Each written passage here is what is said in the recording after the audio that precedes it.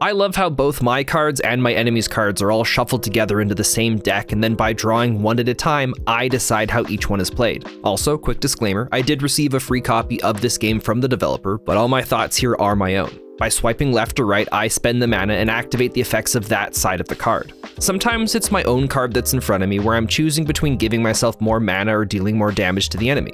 Other times I've got my enemy's card and I'm deciding if I'll play the card for free and take 6 points of damage or spend mana to only take 2, which means that if I drew that card without enough mana, my only choice would be to take the higher amount of damage. But those aren't the only kinds of options you get to choose from, because there's over 1,000 different unique playable cards in this game. When playing the game for the first time, it's a little on the slower side, but after each round I completed, whether I'd won or lost, more cards were unlocked. So after the third or fourth playthrough, I found things really began to take off. I knew what a lot of the enemy's cards were like, and there were now enough card options that I could start figuring out the kind of playstyle I enjoyed.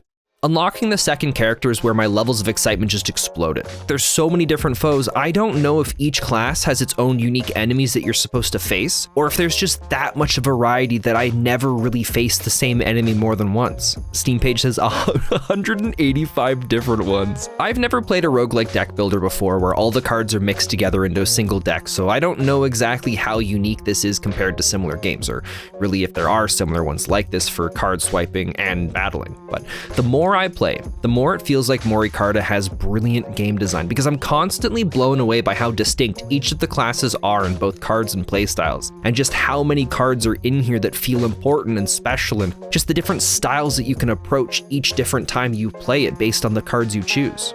And oh god, the Trickster. They have a lot of cards where I'm applying effects to other cards that I draw. Swiping one of these to the left will replace the left effect of the next card. Same thing if I'd have swiped to the right. You could just build an entire game based around this one class's mechanics, and I would be all over that. But even then, I still thoroughly enjoy the other ones, and I have no problems going and picking some of those. My original review script for this was another 2 to 4 minutes long, raving about the different classes and the things that I love about them. So instead, I'll just leave you with 2 last thoughts. First one is that I'm not a big fan of Mori Carta's art style, but only because it's not very uniform, which as a result leads to the game not really having this special, unique look to it. Plus, there are many different cards that had similar enough appearances that they looked like they were just other variants of the same prompt straight out of something like Midjourney Art Generator. And it's not just the cards. Some of its backgrounds also looked like a hodgepodge collection of generated images that were cut and spliced together. It kind of sucks a little bit because I would have preferred to see a uniform art style, because that's one of the great appeals of these card games, is just their unique and special style. And lastly, most games that I review, I don't usually go back and play again, which is mostly because I get a lot of review keys that I've got to get through to be able to make these videos for other games. But I will be making sure to come back and play this one, and I guarantee that I'll be playing this one for a very long time, because the mechanics of how it all works are incredibly well done.